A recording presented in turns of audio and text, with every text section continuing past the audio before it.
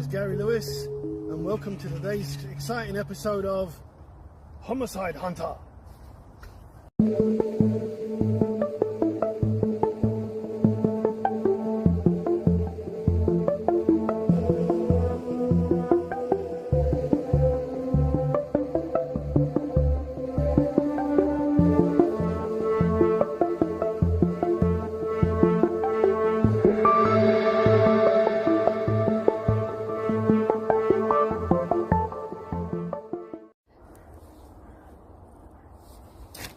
Hi, this is the grave of Edith Thompson, who was born on Christmas Day 1893 in Dalston, and when she was 5 years old she moved to 2331 Shakespeare Crescent Manor Park. She went to school in the local area, and when she was 16 she met a chap called Percy Thompson.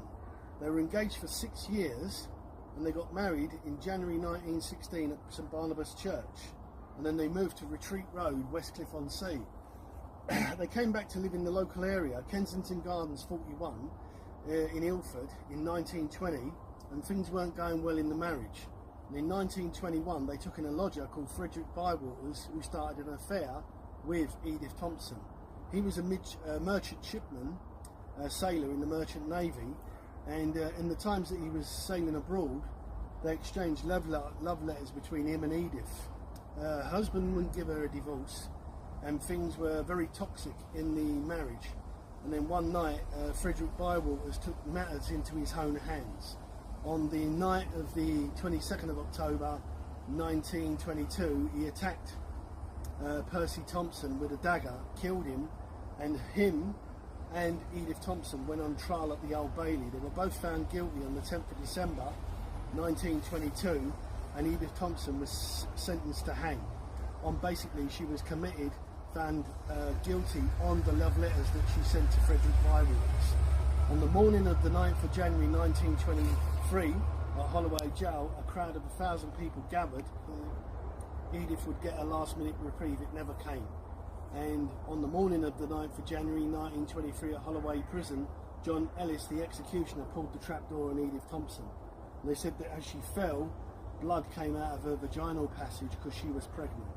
And she was then buried in the burial grounds of Holloway Prison, exhumed in 1971 to Brookwood, and exhumed again, so that on the 22nd of November 2018 she was finally laid to rest here with her mother and father.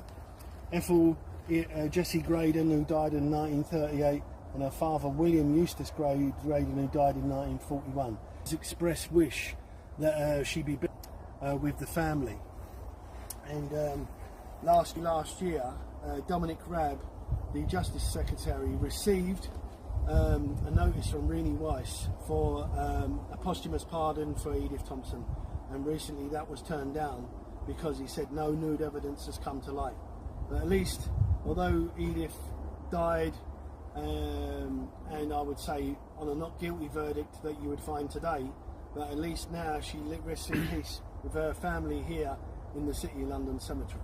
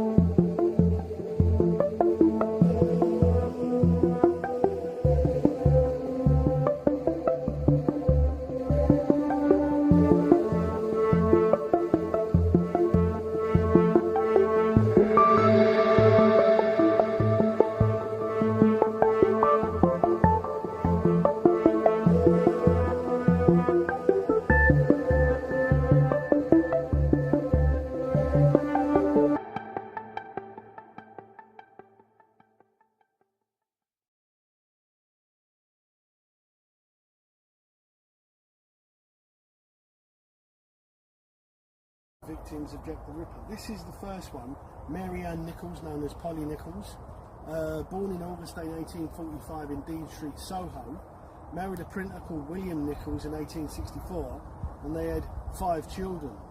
The marriage didn't work out. Her husband went off with a midwife who delivered one of her children, and Polly wound up in the workhouse.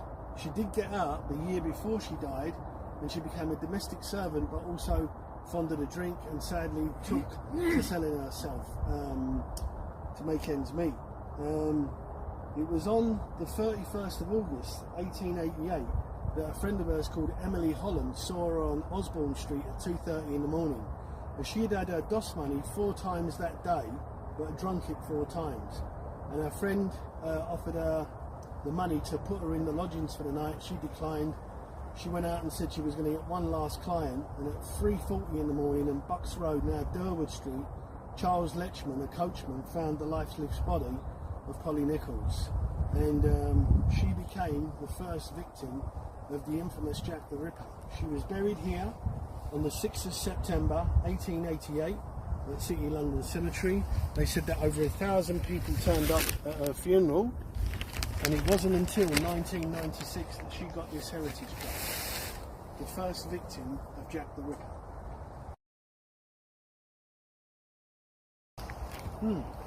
I mean, here in the Memorial Gardens of the City London Cemetery, we've got 2 definite victims of Jack the Ripper, and Polly Nichols and Catherine Eddowes, but there was possibly 3 more outside of the chronological 5. They're talking that possibly there was 25 victims of Jack the Ripper, and believe that this one could have been the first. On the 7th of August 1888, Martha Tubble was possibly the first victim of Jack the Ripper.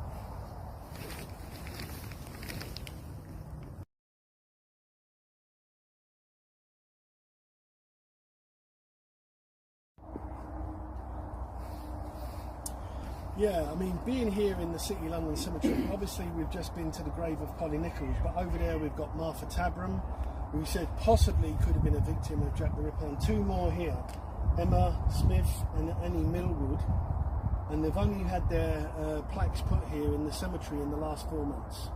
So 2 more possible victims of Jack the Ripper here at City London. 2 definites, 3 possibles, accounted to the hands of the infamous serial killer Jack the Ripper.